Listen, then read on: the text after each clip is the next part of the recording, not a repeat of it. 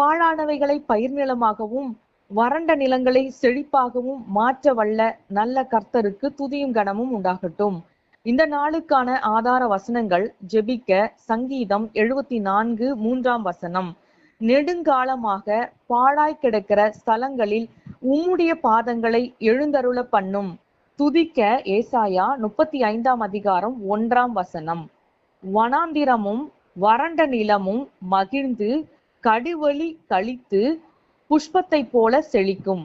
நம்முடைய தேவனாகிய கர்த்தர் பாழானவைகளையும் வறண்டவைகளையும் செழிக்க வைத்து அவைகளை ஆசீர்வதித்து நமக்கு ஆசீர்வாதமாக மாற்ற வல்லமை உள்ள தேவனாய் இருக்கின்றபடியால் நம்முடைய தனிப்பட்ட வாழ்விலோ அல்லது நம்முடைய குடும்பத்திலோ இனி இந்த காரியத்தில் ஒரு முன்னேற்றமும் ஏற்படாது என்று நாம் நினைக்கிறவைகளை கர்த்தருடைய கரத்தில் ஒப்பு கொடுத்து அவரே அவைகளில் அற்புதங்களை செய்ய வேண்டும் என்று நாம் காத்திருந்து ஜெபிக்கலாம்.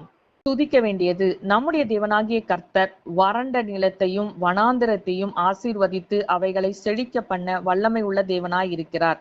அதுபோலவே நம்முடைய வாழ்வில் இருக்கிற வறட்சியையும் ஏழ்மையையும் மாற்றி நம்மை ஆசீர்வதித்து உயர்த்தவும் நம்முடைய ஆவிக்குரிய ஜீவியத்தில் நல்ல முன்னேற்றமும் கொடுத்து நம்மை ஆசீர்வதிக்கவும் வரங்களினால் நம்மை நிரப்பவும் கிருபையினால் நம்மை நிறைத்தி ஆசீர்வதிக்கவும் வல்லமையும் நம்மீது கிருபையும் அன்பும் உள்ள தேவனாய் இருக்கின்றபடியால் நாம் அவரை மனதார நன்றியோடு ஸ்தோத்திரிக்கலாம்.